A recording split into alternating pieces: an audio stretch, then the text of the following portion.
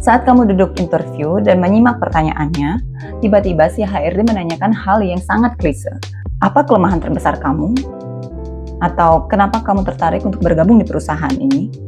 Rasanya ingin jawab, nggak ada pertanyaan yang berbobot kek? Ya untuk cari uang lah bu. Proses interview itu rasanya seperti formalitas yang sangat melelahkan. Tapi kenapa perusahaan-perusahaan bahkan yang besar masih menanyakan hal yang sama dari tahun ke tahun?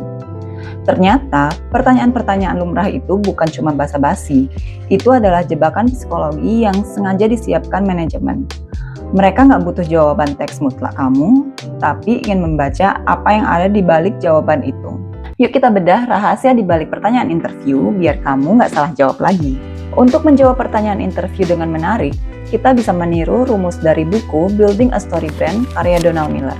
Di dalam sebuah cerita yang bagus, penonton tidak pernah suka dengan karakter yang masuk dan langsung menyombongkan diri sebagai pahlawan yang tahu segalanya. Penonton justru akan suka pada sosok pemandu, orang yang punya empati, otoritas, dan datang membawa rencana untuk membantu si pahlawan menyelesaikan masalahnya. Nah, kesalahan terbesar kita saat interview adalah kita terlalu sibuk memposisikan diri sebagai main karakter yang hebat. Padahal di mata perusahaan, pemeran utama itu adalah perusahaan yang sedang menghadapi tantangan di dalam bisnisnya. Dalam buku The Making of Manager karya Julie Chong, juga menegaskan bahwa perusahaan itu selalu mencari orang yang bisa memberikan hasil nyata dan mempermudah tugas tim.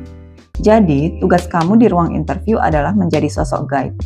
Kamu hadir untuk menyelaraskan keahlian kamu dengan apa yang sedang dibutuhkan si pemeran utama alias perusahaan. Ketika sudut pandang ini kamu pakai, semua jawaban interview kamu akan terdengar jauh lebih bernilai, elegan, dan berwibawa. Lalu, bagaimana cara mengaplikasikannya saat menjawab di interview kerja? Mari kita bedah dengan dua pertanyaan yang paling sering muncul. Apa kelemahan terbesar kamu? Alasan mereka menanyakan hal ini karena mereka ingin melihat kejujuran dan sejauh mana kamu mengenali diri sendiri. Jadi cara jawabnya, jangan sebutkan kelemahan yang dibuat-buat, tapi sebutkan kelemahan nyata yang sudah berhasil kamu kendalikan dengan solusi. Ini menunjukkan kamu punya inisiatif untuk terus berkembang. Contohnya, saya adalah orang yang sulit untuk mengatur prioritas kalau tugas datang secara bersamaan. Tapi sekarang saya selalu membiasakan diri memakai papan kerja digital seperti ClickUp atau Asana sebelum memulai pekerjaan agar tetap berjalan rapi dan selesai tepat waktu. Kenapa kurang dari setahun kamu pindah ke perusahaan lain? Alasan manajemen menanyakan ini karena mereka khawatir kamu orangnya gampang menyerah atau tujuan karirmu sejalankah dengan culture perusahaan ini.